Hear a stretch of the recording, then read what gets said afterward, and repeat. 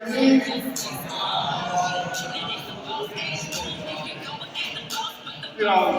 get started taking our seats in a couple of seconds. I'm not gonna dance for you. Unless we vote and collectively chant and I dance for you, in which case I'll figure it out.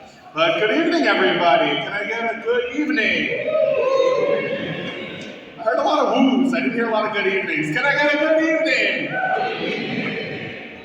A little bit louder. Good evening. Good evening. Woo! Good evening, DSA and DSA friends or soon-to-be members of DSA. How's the crowd feeling tonight? That's better, that's what I want to hear. Good evening to everybody on Zoom. Emilia, can we hear from the people on Zoom? Are they unmuted? All right, get ready. Everybody on Zoom is unmuted. Can I hear from people on Zoom? Good evening. Yeah!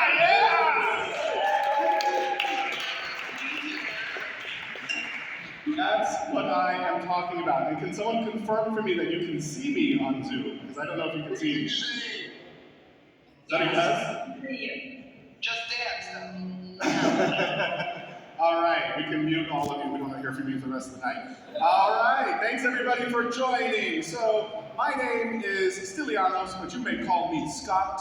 I am one of a very, very large group of DSA members who are leading the exciting Tax the Rich campaign. And I am so thrilled and excited to talk to all of you tonight about this campaign that we're launching, all of the extraordinarily exciting things we're going to do, all of the ways in which we're going to change New York. I'm really not going to give you a whole lot right now because I'm going to be joined by several different comrades who are going to be talking about what is our vision for New York, what are the things that we've been able to do in the past, and what are the things that we hope to achieve in the next 3 months. So before I do that, we have a message from the pastor of this church. It's a very short clip that's ready to play, and then we'll get started.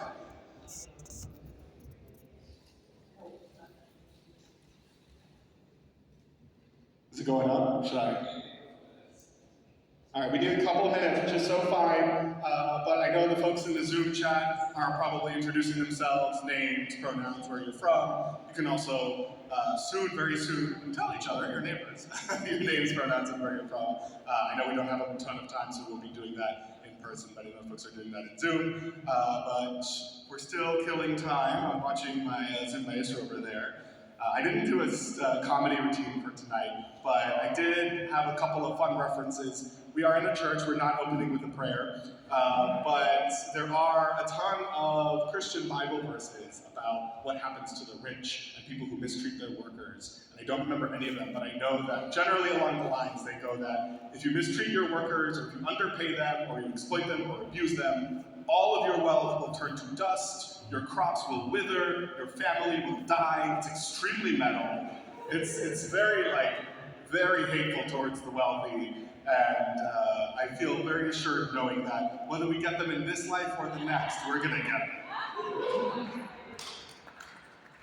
In almost every single religion, whatever higher power exists is on our side. That much I know. Are we ready for the clip? All right, let's roll. Greetings, comrades. I'm Jeff Wells, the lead pastor at the Church of the Village, and a proud member of the New York City Democratic Socialists of America. I am so thrilled that the church is able to provide this wonderful space tonight for our very important meeting to launch the 2023 Tax the Rich campaign. We have a lot of important work ahead of us, and that makes me so sorry that I can't be with you tonight because of a previous commitment, but I look forward to working with you in the months ahead. Have a wonderful launch meeting. Good job.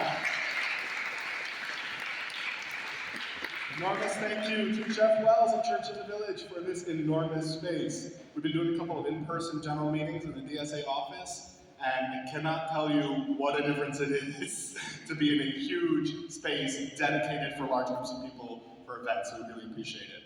And now we're on to our main event. So we're going to start you guys off learning a little bit about taxing the rich. Who are we talking about, and what exactly are the stakes here? We have this really exciting game. You guys may have played it before. We're calling it Guess Who, but if you are in the same generation as I am, you may know it as Who's That Pokemon?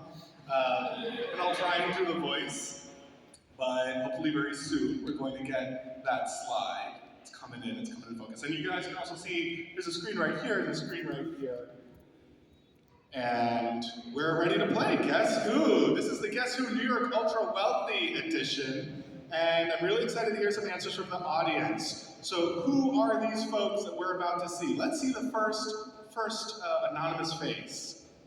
So this is a real estate billionaire. Their net worth is over $11.6 billion. And they spent over $1 million against TSA endorsed candidates in both 2021 and 2022. And they secured $5.6 billion of taxpayer money to develop Hudson Yards. I would like to know who we think this anonymous turtle is on the screen. And you don't have to raise your hands, we're impolite here. I want to hear some names shouted out. Stephen Ross. Stephen Ross. I'm hearing Stephen Ross. Anyone from Zoom giving us some ideas? What are the folks from Zoom suggesting? We got one Stephen Ross in here. We got one Stephen Ross in Zoom. You're all really smart. That's Stephen fucking Ross. I'm really proud of all of you. I had no idea who that was. I was like, oh, spent money against our candidates. It sounds about right. Who's the next name? All right, this is another very wealthy person. There's a lot of them in New York. This is a right-wing media tycoon. Net worth is $18 billion. They have personally undermined global efforts to take on the climate crisis, and they have spread white nationalism through their network of news networks. Let's go find alliteration.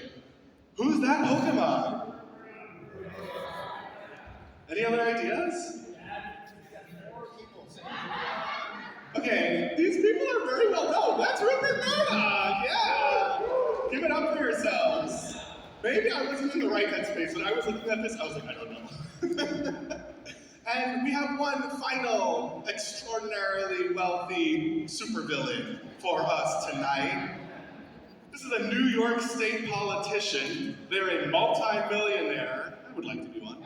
They have received at least $8.9 million from very wealthy landlords and developers, and they have spent over $100 million taxpayer dollars on a new football stadium. Who is that?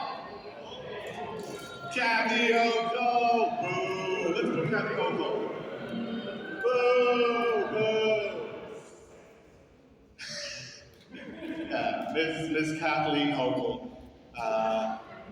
At the end of this campaign, we're going to be really happy that she's in office because she's going to raise taxes on the wealthy by $56 billion, right?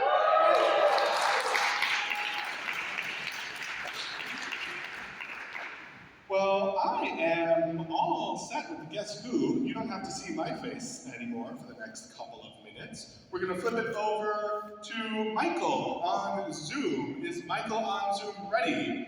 And we get to hear from someone who was really active in the original, or the first, say original, I think it's better. It was really good. From the first Text Surge to share some stories and encouragement about what it was like just last year. Well, technically 2 years ago, but I feel like it's still 22. Just last year, all of the amazing things that we fought for, and all the things that we're ready to accomplish now. So give it up for Michael, everybody.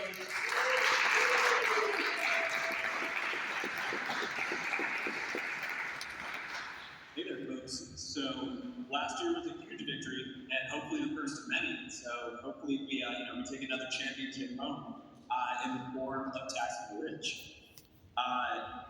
Who is sharing this free? If that's me, I'm happy to just do it. All right, I will. Never mind. All right, I need somebody to share the presentation. If you don't mind.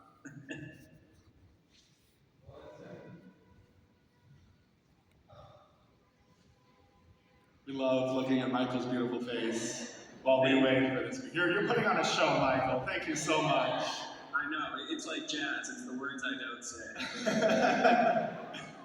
I regret that I didn't figure out an interpretive dance routine for while things were going on, so people had something to see. Yeah, but I think right now it would just look like.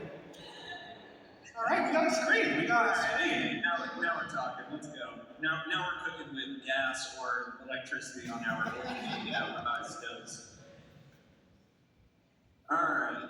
So how we got here? I think we talked a lot about rich people so far. Maybe not showing them the most love, but really we got here with us. Workers. Workers are the protagonists in this story. The rich are just the villains, ultimately. If you don't mind hitting the slideshow, go full screen there. Just so our audience can see the full beauty of these very well-designed slides that I definitely did not occur.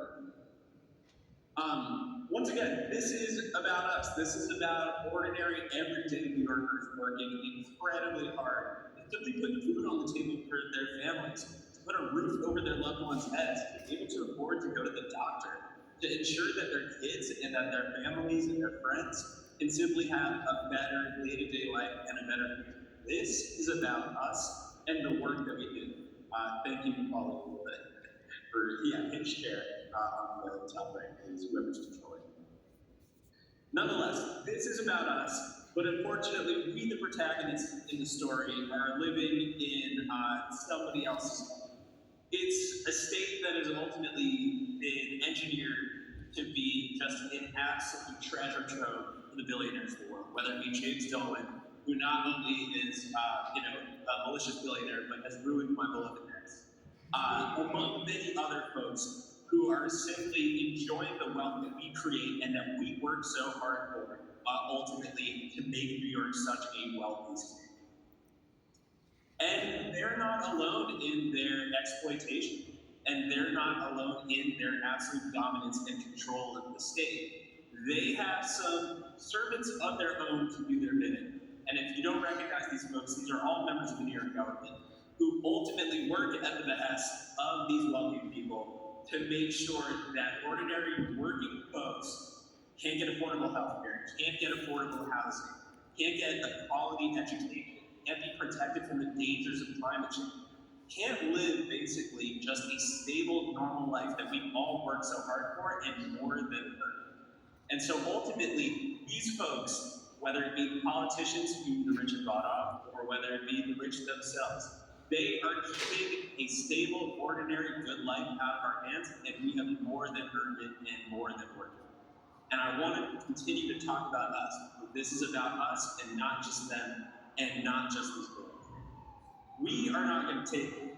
We know that last year when we banded together and got the government to tax the rich, we know that we've won so much for everyday New Yorkers and working families. We're not going to take it because we continue to work our asses off day in and day out at jobs that don't pay us well, jobs that don't allow us to unionize, jobs that ultimately don't guarantee us the stable lives that we have more than worked for. But we are not going to take it this year. We are going to band together once again to tax the rich and fund the New York that we have worked so hard for, that we have more than. It's up to us. This is it here. There's a reason that, whether it be centrist Democrats or whether it be right-wing politicians or right-wing media, there's a reason that they're scared of us. Because when we band together like we did last year, and like what we continue to do so time and time again, when working people come together, the people in power get a little scared. And it's time to turn up the heat. We ultimately are here to get the New York that New York goes to. And so it's time to tax them. Oh yeah, that whole thing. Yeah, well, I said the fighting. Well, I'll say it again. Just like last year when we passed $4.3 billion in taxes on the ultra wealthy, that is proof and the first of many proof points that we will continue to win when we band together in taxes. So it's not just about kind of being angry at rich people, and it's not just kind of about saying, hey, we're going to take away money from them. Sure, I think the anger here is super well warranted, and let's use that as to energize us. But at the end of the day, this is about using the money that we take from taxing the rich to secure important things for us, important services for us as working people. Whether it be the Excluded Workers Fund, whether it be emergency rental assistance, whether it be help for small businesses, whether it be funding for New York City public schools. There are so many services that we have funded and that we will continue to fund using these tax dollars. And we're not done yet. We've got a whole lot more. So I will pass it on then to other folks to talk about what we have to say. Everybody give it up for Michael.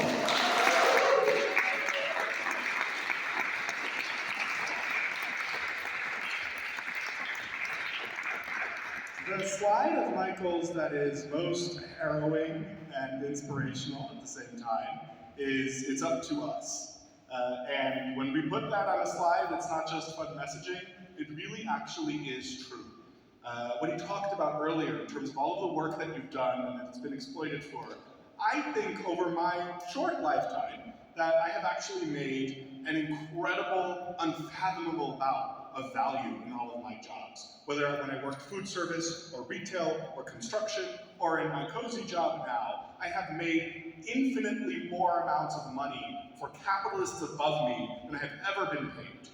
And after this short period of my life, I'm only 28, it came to my realization that I couldn't just keep doing this and waiting for the system to change one day. It really, truly is up to us. Every single day we wake up and we go to sleep, and the time between those two things that we do every day, we are making conscious decisions. We are responsible for the future that we believe in. We are the ones that have to bring about the change, because those leaders in our government aren't doing it of their own free and goodwill. The people that lead this country are wealthy, they've been in power, they're comfortable with the status quo.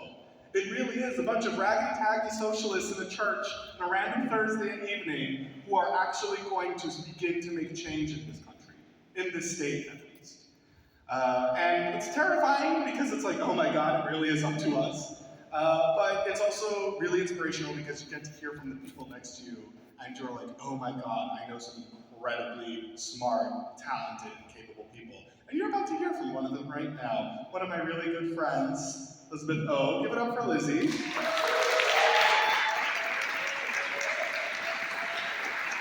She's going to melt all of that fear and anger away, and she's going to tell you what we're about to fight for and how we're going to win it, and it's going to make you feel fucking good. Let's go, Lizzie. Thank you for the honor. He has to fluff me up because I see him every other day. Thank you everyone for being here. Oh my gosh, it's like amazing to see a packed church and amazing to see a packed Zoom. I'm Lizzie. I've been organizing with DSA for about 4 years. And I just want to say, it's not just me and Surianos who's up here, but it's actually the collective effort of a lot of people. And now DSA has built capacity, and we have some of the nerdiest people that I've ever met. And we're at a point where we can actually intervene in New York State politics and like write our own bills and actually chart a socialist future. Like, isn't that wild?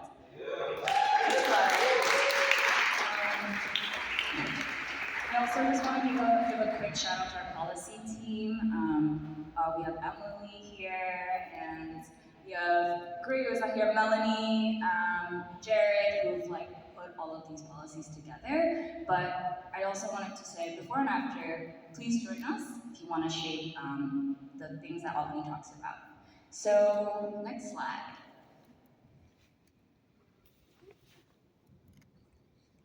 So we're taxing the rich again, and this time we are going to actually spend it on things that will not only alleviate the things that alleviate the like suffering that people are going through the post-pandemic recession, but we're actually going to invest in public goods that are going to last for a while, and despite the ups and downs of capitalism, these things will not be denied to you. So the first thing on our agenda is housing. So the rent is too damn high right now.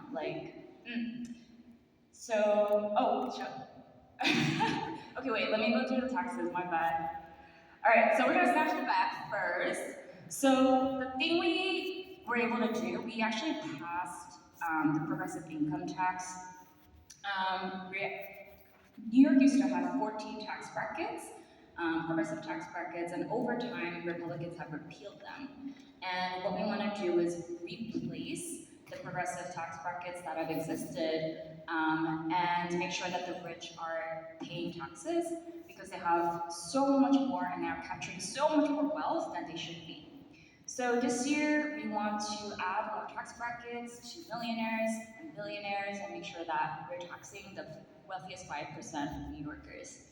The second tax that we're focusing on is the corporate tax.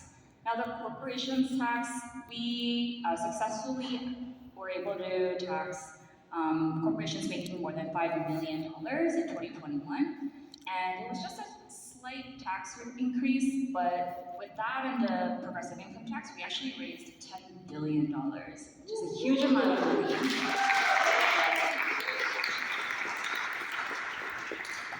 And that bill, though, it sunsets this year in 2023, so that means we will not be getting that revenue that we had anticipated. So we want to, at the very least, extend and expand our corporate tax rate so that the corporations making the most money, who are capturing all of the wealth, who are price gouging right now, we are able to tax them. The third tax is the heirs tax. Now this one is, I don't know if you all knew, but rich people don't pay taxes. But the reason why rich people stay rich is because inheritances aren't taxed. So let's say you got $1 billion. When you pass it down to your kid, that kid gets $1 billion because none of that wealth is taxed. And so what we want to do is make sure that it's captured, and so that we sort of end intergenerational wealth and are able to fund important things. This is kind of a crazy fact, but during the pandemic, we actually saw an increase in revenue because we had raised and there was a slight, and we do have a small inheritance tax, and from all the people who passed away. So I'm not saying that we should, but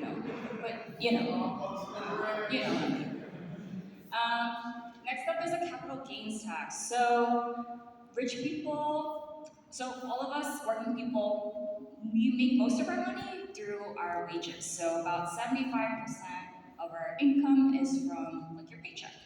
Wealthy people, the top 1%, however, they pay, most of their income comes from investments. So about a third of their wealth is from investments, and the top 0.1%, billionaires, 2/3 of their income is from investments. So what we want to do is tax the realized gains of investments so that we are able to capture, because they also pay less tax than you do. Trump in 2017 passed a corporate tax cut that diminished the tax rate from 34% to about 27%. We want to recapture that in New York State and make sure that we're taxing investments. And then the last but not least, we want to tax billionaires. So billionaires make a ton of money through their investments and their stock portfolios, and none of that wealth is captured by the state. So what we want to do is every time they gain money from their investments, we want to tax billionaires' stock portfolios specifically, so that that would generate, that first year would generate about $34 billion if we did that. So yes, this is how we're going to snatch the back. But what are we going to use it for?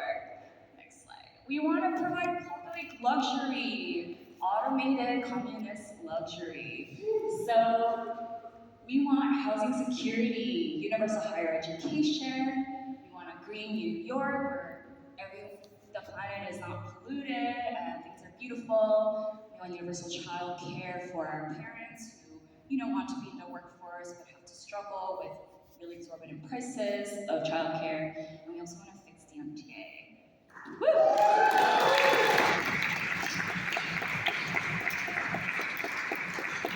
So real quickly, I'll just go through the bills. So first up, we have good cause eviction. Has anyone heard about good cause eviction? Thank you. So good cause eviction would basically prevent you from getting exorbitant rent increases and would allow you to go to court anytime your landlord does some crazy shit. So we have been fighting for this bill for a while, and while we want to invest in housing, at the very least we should be able to protect tenants now. And so we really want to make sure, while leadership and Hopeful have not mentioned this, this is a year when rent has gone up more than 40% in some New York City communities. We want good cause eviction now. The second bill that we want to that we also is included in a package is the Housing Access Voucher Program. So this is a voucher program that would allow folks who are who are houseless or about to be houseless, would actually just straight give them money so that they can stay in their homes. And then we have Tenant Opportunity to Purchase Act, which is a lot of our homes are being sold to developers, and then they control or manipulate the average rents across neighborhoods. So what we want tenants to feel empowered to do is actually buy their own buildings before their homeowners can sell them off to the highest bidder. So this would provide funding for tenants who already live in their buildings and multifamily home apartments to be able to do that. And then last but not least, we want social housing. And the way we're going to do that, we're going to build, acquire, and renovate housing and make sure that we can give it to community land trusts or folks or cooperatives so that it's not, again, in the private market. And we really need an alternative option to the private market, and that's where the state can intervene and actually build their own housing. Yay!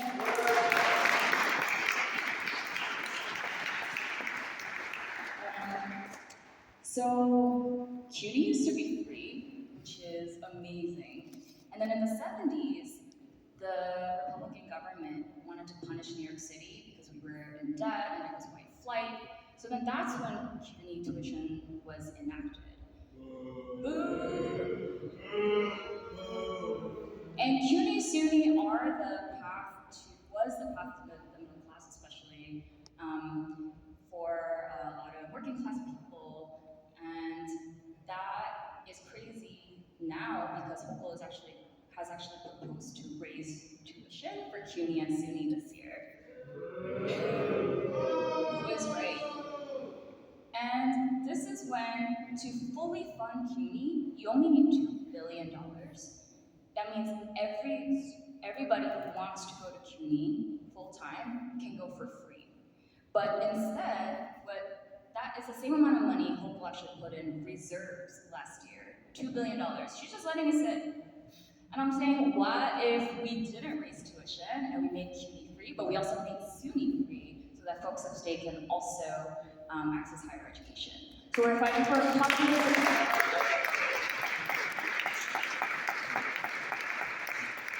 So we're fighting for universal higher education, and this is totally possible. It's not as expensive as people think. We have the money, and it would be an immense, if you consider that a third of CUNY students are or homeless or about to be homeless or at risk, this would be a huge uplift on their, and also invest in professors having better class ratios and all of that good stuff. Next slide. All right, Green New York. So we've thought about here and now housing. We thought about education, making sure that we're not going to be in debt forever. But if we think really big and think about our planetary crisis, sometimes it gets really overwhelming. But there are things that we can do and that we have been fighting for a really long time. And so we're proposing a Green New Deal for New York. The first thing we obviously want to pass is the Build Public Renewables Act, which shout out to I was going to say, the Eco-Socialists wrote this bill and has gained the attention of people all across the country that they're actually mimicking our bill and our campaign. So I just want to give a huge shout out to Eco-Socialists for doing that. But basically, y'all know it wouldn't allow the New York Power Authority to build and develop new renewable energy so that we can transition away from fossil fuels. I know everyone wants to use your gas stoves right now, which, I mean, I don't know if you want to die from asthma and from being polluted, go for it. But we want to live in our homes and make sure that our environment is not being polluted by fossil fuels. And then we also want to like weatherize our buildings so that they're more energy efficient and that we're not wasting any energy because buildings actually emit a lot of fossil fuels and use a lot. So these are all part of our package, and we're going to be fighting for this year. Yeah.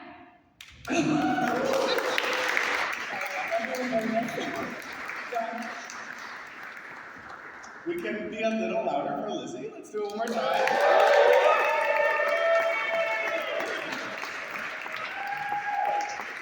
I hope you are all paying attention because there's going to be a quiz in a couple minutes. It's a very good prize. But we have a couple, so you're hearing from a lot of external organizers who are working on this. We have a couple of internal organizers who have really unique perspectives and really great positions to talk about this sort of stuff. One of them is on Zoom with us today. So again, you get to look at these really great screens. I wish there was like one right behind me, that'd be fun. Let's hear from the first internal organizer with us tonight on Tax the Rich, Zahran Hamdani. He's from Astoria.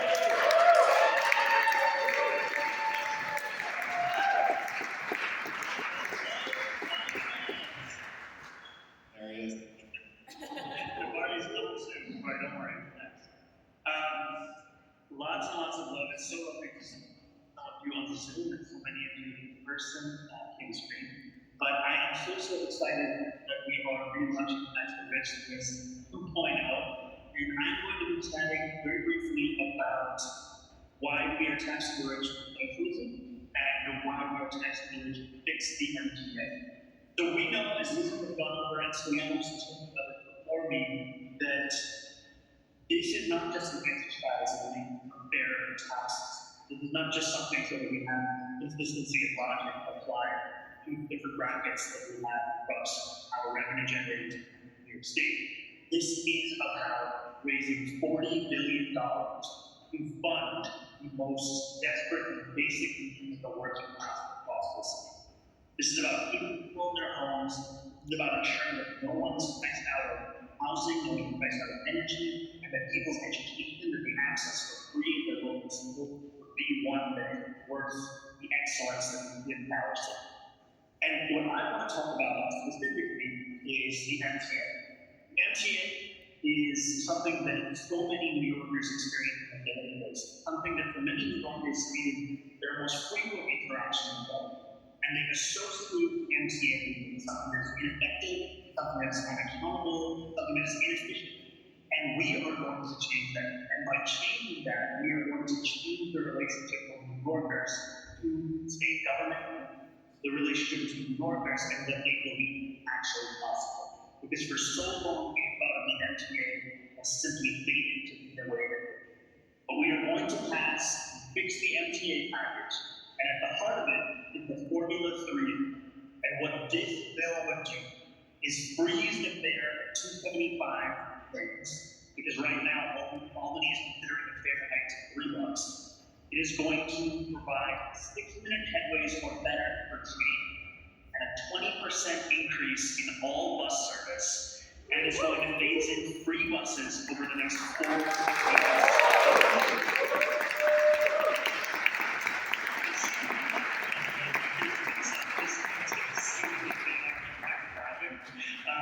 But it is so exciting that we have the Fix the MTA campaign as part of Tax the Rich, and I am so excited to get this done, to be canvassing my neighbors across New York City over the next few months, to let them know specifically about this and about why we have to tax the rich to make it possible. And I'm so excited that when we do it, people will understand that it was socialists who made the trains, come when they should. It was socialist to ensure that working class people could get to work, could get to play, could get to worship whenever they needed to, on whatever day, at whatever time. And it was socialists who made sure the most working class New Yorkers could board the bus no matter where it was and no matter how much money they had in their pockets. And I'm so excited to do that with every other DSA member on this call and every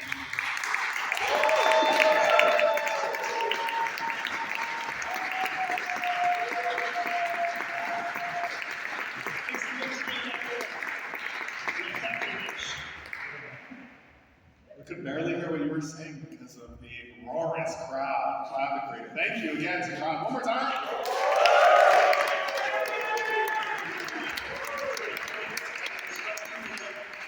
And this sign here, it says it always seems impossible until it's done. That is the case for what we're about to do.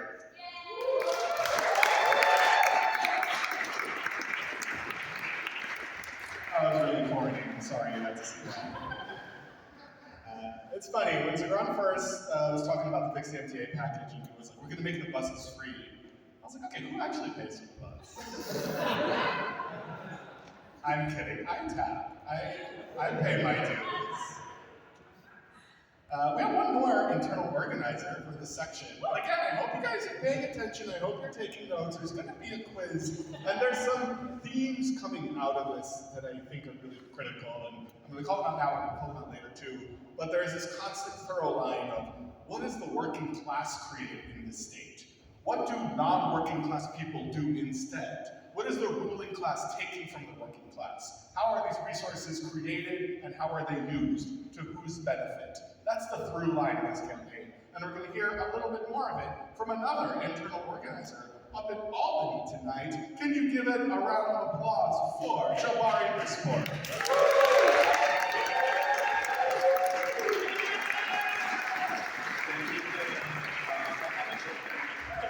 I'm not too far at all. Great to see everyone.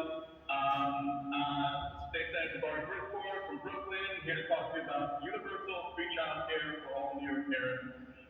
For those who are unfamiliar with the term childcare, you may have heard it referred to as babysitting, but it is so much more. It is not just apple juice and SpongeBob. It is a formalized industry that serves as early childhood education for young kids, infants, and toddlers with dedicated buildings, with enrollment, lesson plans. I'd like to remind, for those who don't know, 80% of your brain forms by the time you turn 3 years old. So, as a former teacher, I'm letting you know that education actually starts at birth, not kindergarten, and childcare is education.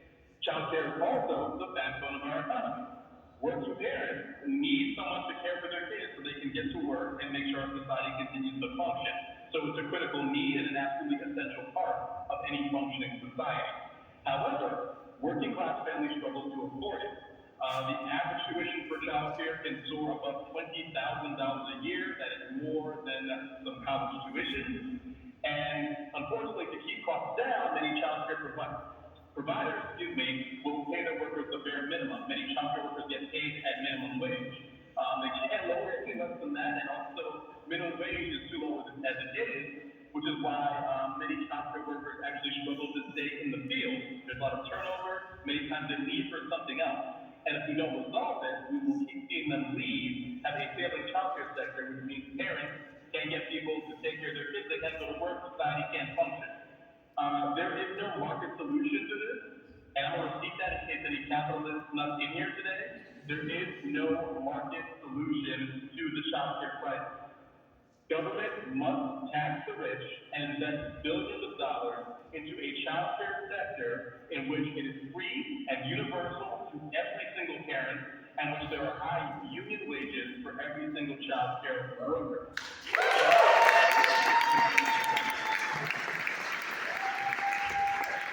There is a system like this in which we have high union wages for the workers and it's free for all parents. It's called the public school system. You're saying that in 2023 we are starting to begin to establish a universal childcare system, and the rich are going to pay for it, just like they're going to pay for all the rest of the things that our society needs. Let's go, let's tax the rich, and let's win universal free childcare in the state of New York.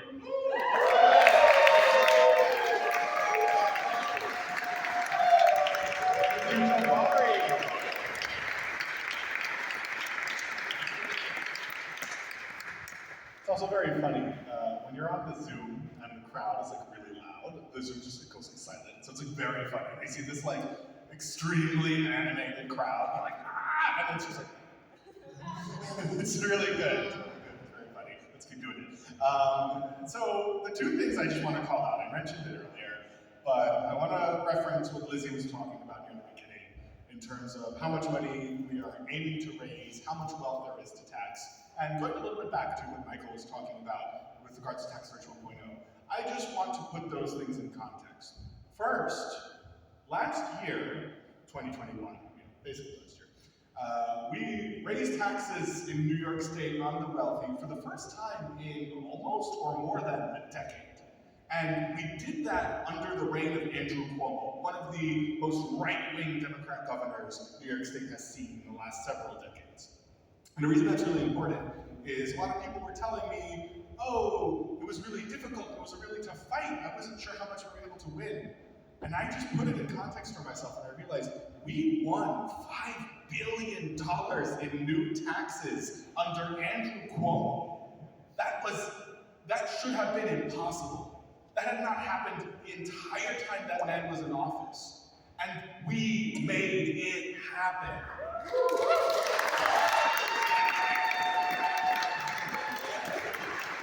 And it's not like we just had a really good argument.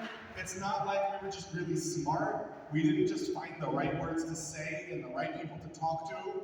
We worked our asses off. So many people in this room, I see right now, I saw every week doing shifts, going door to door, talking to their neighbors, hanging up door hangers, calling people on the phones, doing everything they could to reach as many people in New York State, just to get them to raise some noise and say, let's tax these fucking rich bastards. And it worked. That's the crazy thing. That's what I always come back to myself. I think of all of these impossible forces, all of these impossible goals that we have, and I realize that what we did worked. Regular New Yorkers, working class New Yorkers, actually were incredibly powerful all in last year, and raised taxes on the wealthy of $5 billion. That was our money, and we took it back.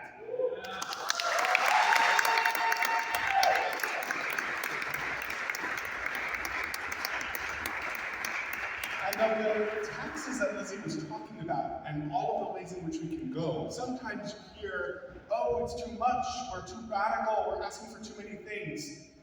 1/3 of investor wealth right now in New York State is fake. It's like credit and financial capital. It barely exists. These people are making money off of your $5 deposit in the bank, and then they lend it out, and then the bank lends it out, and then another bank lends it out, and they're coming up with massive sums, billions and billions of dollars, and it means nothing to them. They're making money off of your labor. You work, you make these people billions of dollars a month.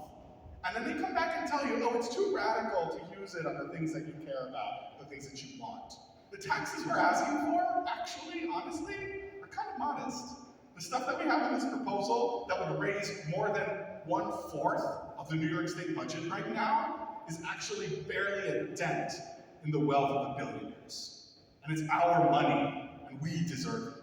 And that's why this campaign is going to take it back. And it's going to take it back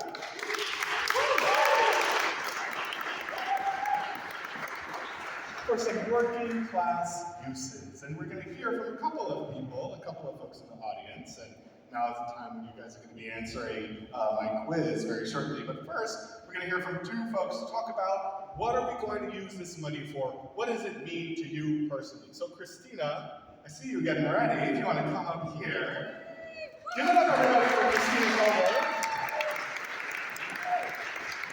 And she's going to let you know what we're going to use this money for. So you can come right over here. I want people to see your beautiful face, your radiant energy, and let them know. Let people know.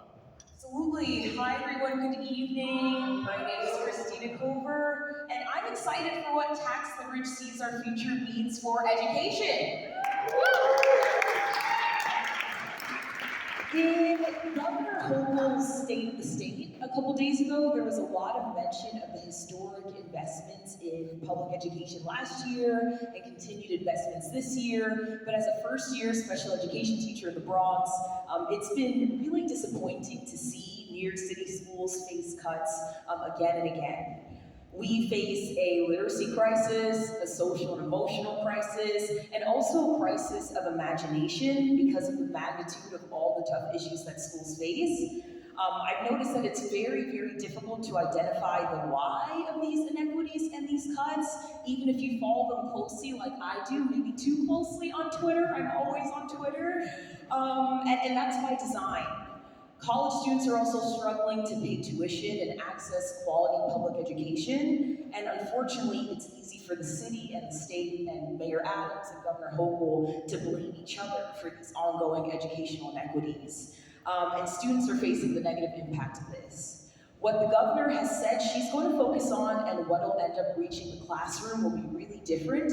And so we need to be as bold as these blatant insufficiencies. So I'm excited that our campaign is focused on free, high-quality, universal education, $2.7 billion more in foundation aid, and $2 billion, yes,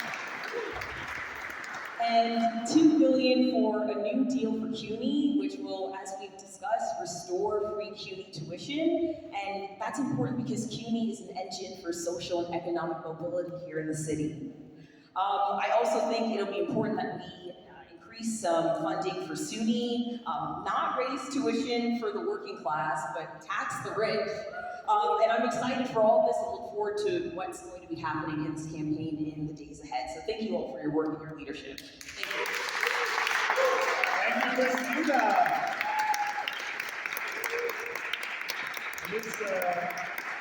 This here's our lightning round, because we're going to have Danny come up really quick, another phenomenal organizer. And everybody in the crowd, start thinking of your answers, because I'm about to ask all of you. Zoom too. But let's hear from Danny about another child-focused, I really love that the socialists care about the kids, another child-focused aspect of our policy. What will it mean to Danny Valley?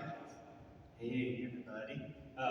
Christina had numbers, which I didn't do, but, well, you know, yes, we care about the kids, but I think primarily for me, the focus is on parents who have to pay for their kids to have childcare, which is a huge segment of the working class that I feel like doesn't get framed in that light very often.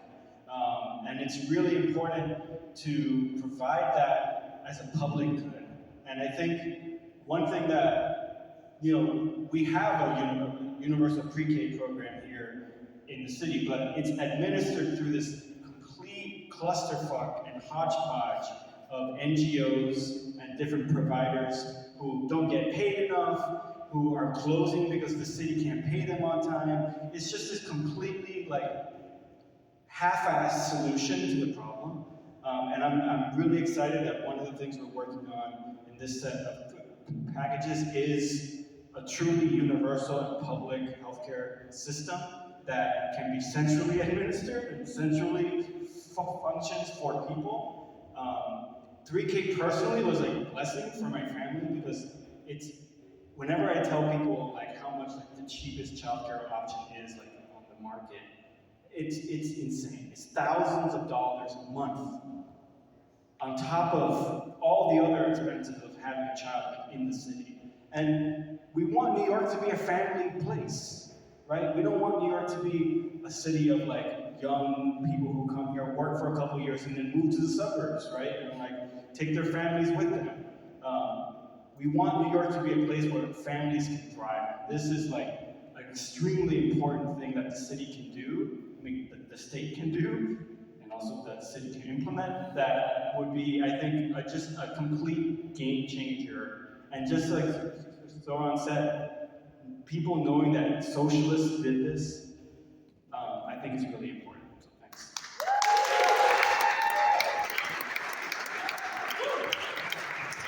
Thank you, Danny. And I just want to point out, Danny and Christina are both talking about ways in which this legislative package, this pie in the sky thing that seems so far away, has such an immediate, personal, material impact on their lives. So I'd love to hear from some other folks in the crowd. Raise your hands. Who wants to tell me what you heard about? You know, I told you we're giving a quiz. This is the quiz of this presentation. What did you guys hear about that you would like to tell us, tell the audience anything? And I'm gonna call on you if I don't see any hands raised. So I'm gonna call like the most uncomfortable looking person. So if you want to have some solidarity with your uncomfortable, awkward comrades, you will raise your hand first. Anybody? I don't see any hands, so we're coming down. Brian, what about the tax linkage package matters most to you? Fixing the MTA. Woo! Fixing the MTA! Let's go! Who's next? Rebecca, what about the tax linkage package matters most to you? The Green New Deal. Woo! Why? Climate change. Climate change. What did you say? Climate change is gonna? Climate change is gonna. It's not, because we're gonna pass Green New York. David, I see you over there. Got you in a second. David, what's up? What does it mean to you? I think housing is one of the most important things that we have to change. New York City used to be the home of social housing when it first became a thing in the world. And we can bring it back here. Let's go do it. Co-op City is the largest social housing development in North America, potentially the Western Hemisphere. It is one of the best examples of social housing. We did that. We can do it again. Same thing. Same thing. Yeah, same thing. Like I want to say, like Point Island is a bill for housing as well in Brooklyn. That's right. We love a ditto. Like, yeah, same thing. Yeah, that's right. He said it really well. Who else? I know you guys care. Or you guys are all like really wealthy and you don't want to see any of these taxes go up. Yes. Anyone care about the taxes, by the way? Oh, taxes are great, but keeping my rent low, being able to stop landlords from huge rent increases. That's right. Brad, what do we got? Better child care and education because kids are the future and we need to invest Kids are the future. Better child care and education. How do you say better? Because I don't know if we can even say we have any kid. We have some child care, but we gotta make it pretty universal. Mars, let's hear it. I'm technically a CUNY student, so that. Technically a CUNY student. We love to hear it. If I went to CUNY, they would have had to pay me money under this system because it would have been, you get that extra money from TAP grants, and that would have been really great. I didn't get that. I have some student loans. It sucks. Julianne, let's hear it. I'm most excited for BPRA, Bill Public Renewable.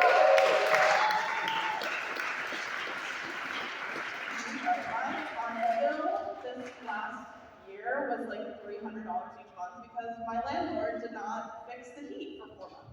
So. Wow, fuck her landlord and comment. Yeah, I'm also excited about BPRA. At this point, I've just worked too hard on it.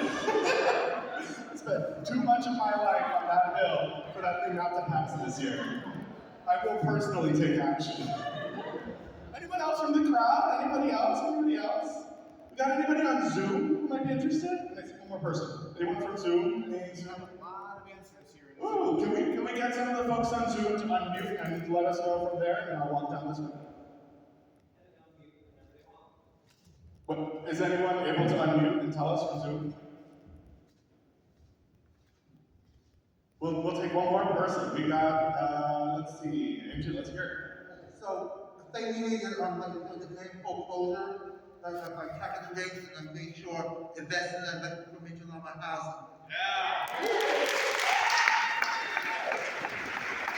Co-op City was the original development. And those residents voted not to go private and sell, and now it is one of the most successful social housing developments in the world. We got some folks from Zoom ready. Yes, no, maybe so. Are they able to unmute and speak, or should I just read it out? I'll read it out. We're reading. I'm literate now. You guys heard me talking earlier? It's because I read a book. Let's hear it. Let's see. Give me one. All right, we got Fixing the MTA, and we got Green NYC. Amazing. I love both of those. They go hand in hand. The MTA is not just about transportation, it's about climate too. Let's get people out of there. All right, and they can unmute. It's ready for them. Let's hear it. I want to hear some people from Zoom. Unmute yourselves and show your beautiful faces to the crowd, because we can see you on a really lovely screen. Anybody? Hi. Process officially. Yes, we got someone. They heard a hi. Yeah, Jeff, we get for social child care. How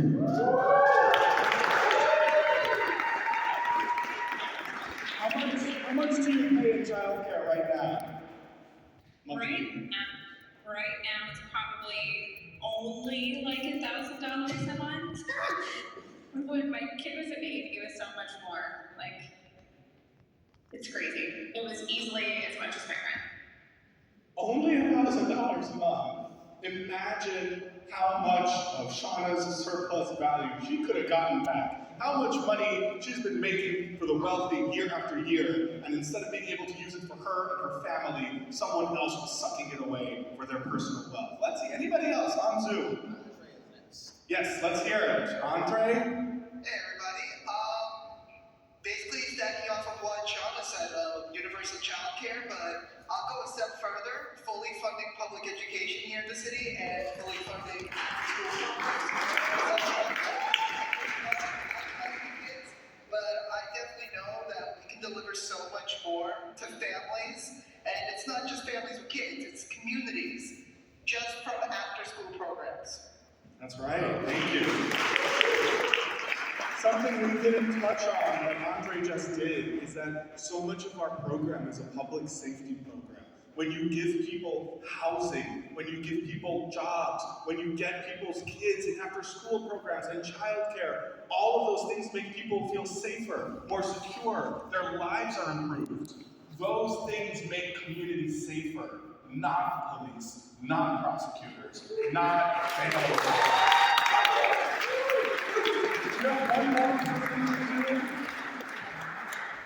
Michael on Zoom, let's hear it.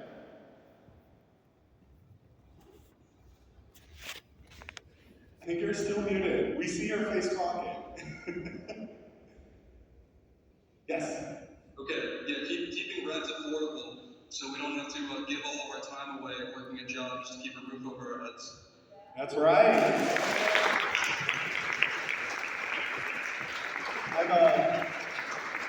I'm born and raised in Astoria. My family lost our house over 10 years ago and we had to leave and finally back. I've been back for a few years now. But it's crazy. I don't know if I'm going to be able to live in my home for the rest of my life. I can already barely afford my rent, and I absolutely cannot afford a house. So I need this bill package to pass because I do not want to go and move to like Cleveland, Ohio. Okay. Sorry, I don't live in Cleveland, Ohio. It's a beautiful place, I'm sure. Anybody else? We got one more person. We may go once. Maybe we don't have anyone else. No one else. That's so good. Well, I'm so happy to hear that. And I hope you all keep that in your minds and your memories and your hearts, because it's going to be very difficult doing all of the work that we need to do to move these things even an inch. And you know, we're going to be realistic. We're not going to pass absolutely everything that we want tomorrow. But we are doing the necessary work to get to where we need to be. And the only way that I know that I can put myself out, talking to strangers in the street, and spending long nights trying to put together documents and doing all of this organizing work, the only way I can do that is because I remember the voices of every single comrade I heard tonight talking about what this would mean for them. I remember that the work that we're doing is going to change people's lives. It's going to change my life. It's going to change the lives of everybody here in this audience. And it's going to change lives for millions of people one day. And I believe that in my heart, and I hope that you all do too. So, on that note, here's something really easy. We're talking about difficult work. We're going to have some really easy work to do right now. I know you're all on Twitter, and if you're not, that's okay. But I would love for you all to get your phones out and open up the Bird app. It's a cute little bird. Maybe use like a quirky website. I know someone that has like a weird reader website. It's late. I feel like you should just use the Twitter app. Sorry. And there's a QR code. So what I need you all to do is tweet. This is something that's really easy to do. It takes 30 seconds. Tweet, and there's a little tweet already preloaded in there. But it's basically saying, I'm reading it out here, I want to hear why you want to tax the rich. The things that you just heard, you can share something you heard from somebody else. You can share something from deep inside your heart. You can share something maybe that's a little wacky or zany. You can be a little mean towards rich people too. We didn't talk all about the taxes. I want to tax rich because I want that money back, right? I would love for you all to do that. Take 30 seconds. Everyone on Zoom, you should be doing it right now. It's really easy. You're on your computer, you're on your phone. Go ahead and tweet, retweet, and share. Why do you want to tax the rich? Why does this matter? Very briefly, believe it or not, Twitter is organizing, sometimes, in a very real way, which is a lot of very powerful people use it as a barometer for what are people in New York City, New York State thinking. And a lot of working class people use Twitter to understand what's going on in the world. What are the news? What are the headlines? So when you tweet something like this, and when people see a group of people tweeting about this, it inspires them, it motivates them, and it gives them a little bit of news. It's like, oh my God, is this something that's going on? Do I want to learn more about this? I haven't seen a movement to increase taxes on the wealthy in the United States for some time. I'm excited to click on this, and it actually does spread. I don't know if we'll have it for you tonight, but we always have analytics of how well these things do, and I'm always really surprised. It's always dozens of people get moved to some sort of action through this, so it's really important. As for the ruling class, everybody in Albany loves Twitter. They read it constantly, and we know that because every now and then they'll post like a mean tweet, and then we'll get a phone call. Andrea Stewart Cousins, Majority Leader of the State Senate, is asking you to take down your tweet that got 2 likes. And it's like, oh, she read it. She read it, I'll take it down, that's great. But it does in fact impact. So thank you all for taking the time. Can anyone raise their hand and tweet it? Okay, oh wow, a lot more of you have Twitter. All right, I see 1, 2, I need a couple more hands raised, come on. You can also post on like Facebook if you're like, you know, boomer and you're still on there. I'm kidding, I love Facebook. Or Instagram or any other social media app. Obviously, quote tweet is the most powerful tool that's what we want to use. But if you're not on Twitter and you use some other form of social media, that's really convenient. Even if you don't use any social media, you can still scan the QR code and you can text your friends, because there's a link to joining the campaign. And you can just text the group chat, text a friend, text your mother, text your siblings, because the more people that see this, the more effective it is. So thanks everybody. Anyone else? Any new people just tweeted after that call to action? Yes! Thank you, Rebecca. Give it up for Rebecca. See, another friend in the hat has finally been moved to scan the QR code. Thank you, friend in the hat. He's not he did it, he did it. Thank you, yes. Thank you very much. All right, and so the tweet was probably the absolute easiest way to get involved, but I'm really excited to tell you all about what are the extra things that you can do to get involved. So we talked a lot about tonight, what we did before, what we're going to do, how we're going to do it. We kept saying it takes us, it takes us. Well, now it gets to the part where it takes us. You've all received, and if you haven't, just let me know, and we can just pass them around, some of these sheets with QR codes. And then, of course, for the folks on Zoom, there is a slide showing all of that as well. And there's 3 links there. Those are opportunities for you to sign up for our field launch this Sunday, the 15th. Everyone, raise your hand if you're excited to talk to your neighbors about taxing the rich. It is one of the absolute best things about this campaign. I say that as someone who normally hates canvassing. I'll be real with you all, it's sometimes difficult, but every time I do it, one person talks to me and says, oh my God, this is really exciting. And I'm done for this thing. I'm like, oh my God, I can't believe that happened. I can't wait to have 15 more conversations like that. And you get to have those. Talking to strangers about taxing the rich, very popular. I was very surprised. Perhaps I shouldn't have been. The other QR code you see on the right, which is kind of fun, there's little squares and circles, is for our comedy fundraiser on January 20th, which is next Friday. Is that right? Yes. So you should all come to that. We need money to run this campaign, and it's going to be an extremely fun time. And then, of course, at the bottom, if you haven't already done it, I want you all to join DSA, being a paper member, even if you can't commit to anything else, still matters. That money is useful. Being on an email list is useful. Maybe you don't have time now or the next 6 months, but you might in a year, and we need you on our team. But we're going to hear more from folks to talk about the importance of all of those actions. And I think first up, we're going to hear from another friend of mine. Yeah, all of these people are friends of mine. That's the other thing you get when you join DSA. Everyone's your friend. Now I have too many friends, and they all want to hang So we're going to hear from a friend of mine, Daniel, to talk about the field committee. Give it up for Daniel, everybody. So none of like complaints about canvassing, but like he started tabling for Tax the Rich, and all he'll talk about is tabling now. It's just tabling. He loves it. Okay, so who here went to school and saw Schoolhouse Rock? Raise your hand if you see Schoolhouse Rock. Yeah, woo, give it up for Schoolhouse Rock. You've seen like How Does a Bill Become a Law? That one? Yeah, okay. That is bullshit. Okay, Schoolhouse Rock lied to you, it's not true at all. Here's how a bill becomes a law, okay? Some like rich dude has this idea for like some way he can like make more money, and then he hires a lobbyist, okay? And then the lobbyist goes to the bar where all the politicians hang out after work and gets the politicians drunk, and then gets the politicians to agree to introduce and vote for whatever bill will make rich dude more rich. And then the lobbyists will just hound these politicians, they'll call them, they'll hang out in lobbies, that's why they're called lobbyists, because they would like hang out in lobbies and bother people. I'm not making that up. And they would just like, you know, do it over and over and over again until the politicians finally relent and pass the bill. Anyone here a millionaire? Oh, darn it. Because if someone here was a millionaire, we could just hire lobbyists and we could just get these bills passed. But we can't hire lobbyists because we're poor. So we have to do something else. So what we do instead is our goal is we canvass all across the city. And we canvass and we talk to ordinary working class people and we get them, we politicize them around Tax the Rich. What that means is we talk to them about our struggles, and we talk to them about their struggles, and we connect with each other. We show that we have solidarity, that we are all being crushed under the weight of capitalism. Maybe it's because of childcare, maybe because it's housing, maybe it's because of healthcare bills, or just general incredible worry about climate change. And by having these conversations, we politicize people, we motivate people to take action.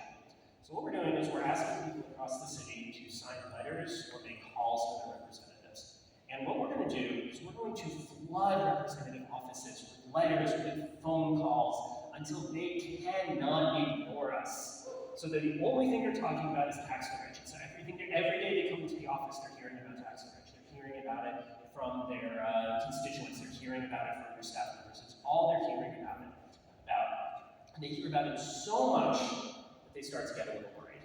And they start to say, wow, yeah, a lot of people care about this. Maybe if I don't do something about this, I'm going to lose my job because someone else is going to come along who is going to do this, and they're going to beat me in the election. So this is why, this is our strategy, right? This is why we're canvassing. This is our plan to go out and talk to people. The problem is, this only works if we get a critical mass of canvassers. We need this to be the thing that people are talking about. It will not work if we just have a couple of letters coming in, a couple of phone calls coming in. We need this to be an overwhelming movement, not just citywide, but also statewide. We're working with folks upstate as well. So this is why we need you.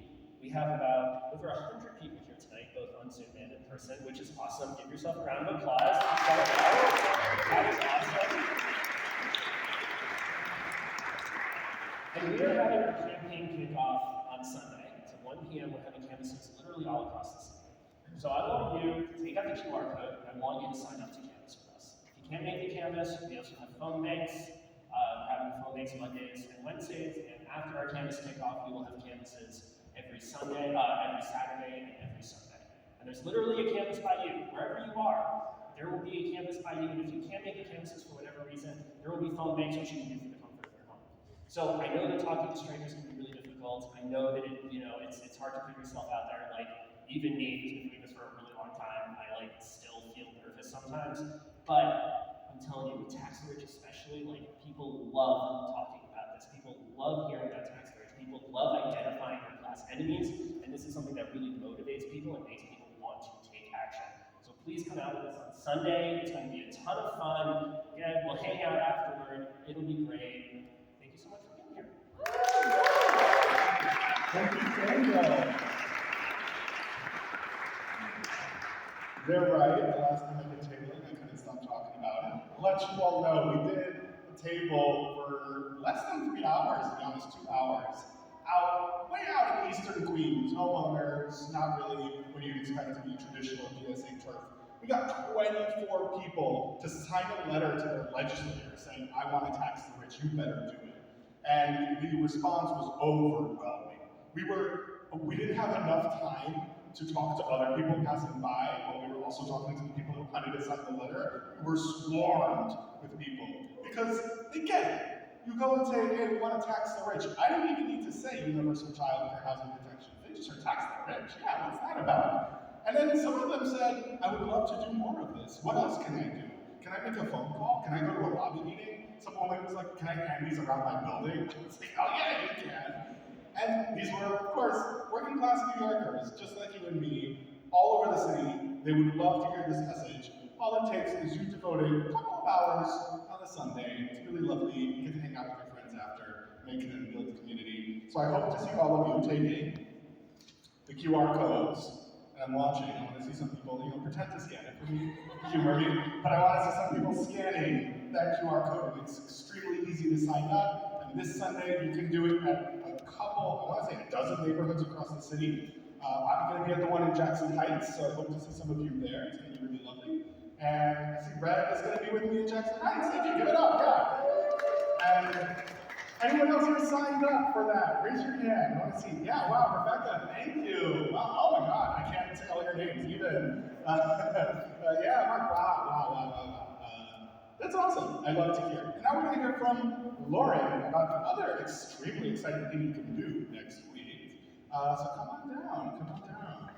This is one of the prices right. The price is right to tax the rich.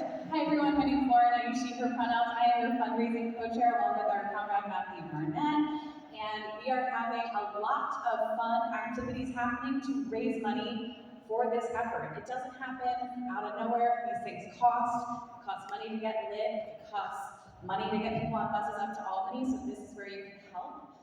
Even tonight, if you want to help us cover the cost of the space and cover the cost of the pizza, you can go to your Cash App. And it's Tax the Rich 2 is the cash tag. If you want to throw $5 our way, that would be amazing.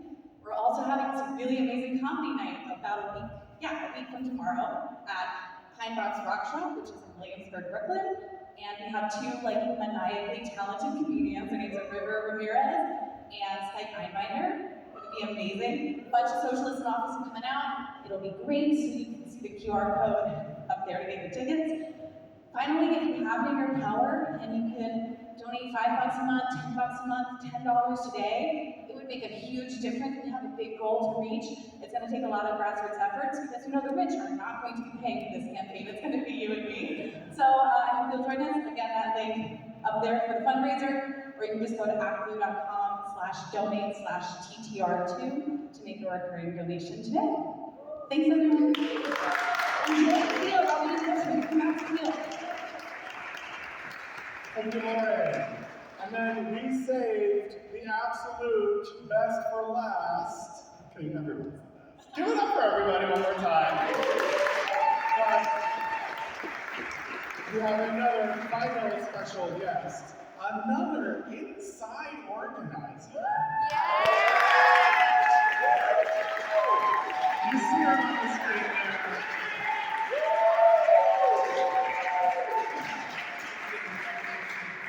You already gave it up for Kristen Gonzalez.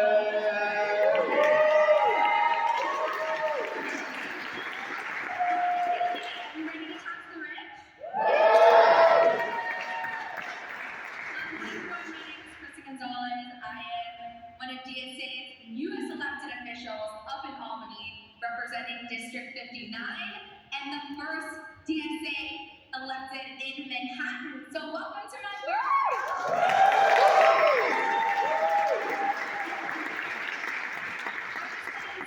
Thank you all so much for coming tonight. For those of you who are logged on Zoom too, thank you for being here. This is important. I wanted to talk a little bit about my first week in Albany to bring all of this full circle, because we're talking about how in DSA we're organizers, right? We have that outside approach and we have that inside approach, right? So we're bringing that organizing energy not only to our districts with Tax the Rich and actually canvassing and donating and blasting us on social media, but we're bringing that energy to Albany too. And let me tell you, in my first week in Albany, I have seen the tone shift. They know that socialists are here to stay. They that we represent working class New Yorkers. Not only has one of our very own elected, Senator Salazar, been appointed to leadership in the Senate, so call her out real quick. I've just been appointed chair of the Internet and Technology Committee. I've been put on transportation because we need to fix the NTA. All these other electeds accountable. And that would not have been possible, and there would not be other electeds willing to work with me on those things if it hadn't been for the years of organizing of this organization and all of you. So, not only should we celebrate where we're at right now, and acknowledge how far we've come, but really, we should acknowledge that this moment is critical. We have the power to shift the power or access of how it works away from just a few that we have in Albany to all of you. So I really hope that you'll join us. You know, I just announced my first bill to close a loophole to protect our privacy from law enforcement by requesting a warrant every time they get our personal information from any state or city agency. I also, on my first day, came out against the governor to fight against her conservative pick for the from the appellate bench for the Court of Appeals to fight her conservative agenda.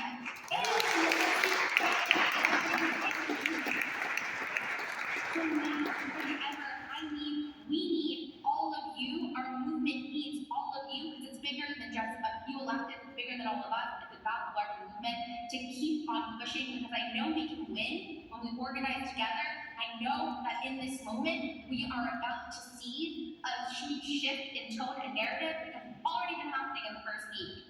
So I hope to see you all this weekend. I hope to see you all online, and I hope to see you all join DSA and be members because together I know we can do this. Thank you so much for being here. Thank you, Kristen.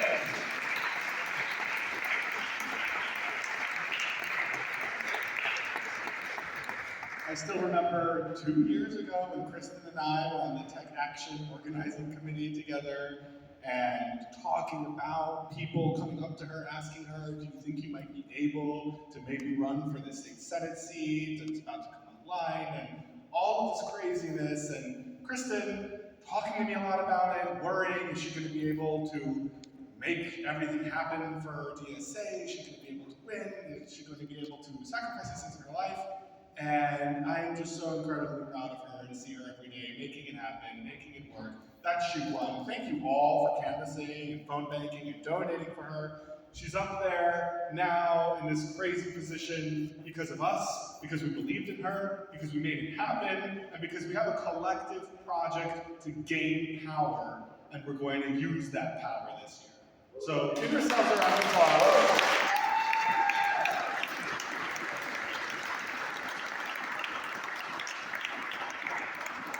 I like to say internal organizers, those SIOs are really just, we put them in office and they're delivering. It is unprecedented to have politicians work with us so closely on this stuff. That is organizing in motion.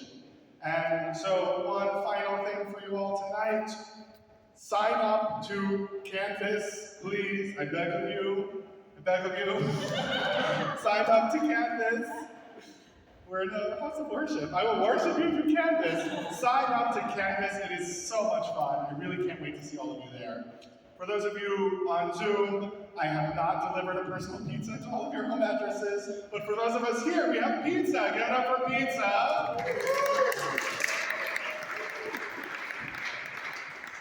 And that's really it, everybody. We are going to go to such great heights with this campaign. I already am feeling inspired just by how many of you came out, how many of us we have in office now in Albany, how many of us we have working on so many different things. If you are interested in learning more beyond just the Canvass and the fundraiser and joining, you can talk to me about Field, you can talk to Lizzie about policy and lobbying, you can talk to Daniel about Field, you can talk to Julianne over there about comms, You can talk to Joe or Danny, who's somewhere, there he is, about onboarding, and you can talk to Lauren about fundraising. And we are all really fun, friendly people. You can also just talk to us about our day. But give yourselves a round of applause. Thank you all so much. There is pizza in the back, so please eat some pizza. I know there's pepperoni and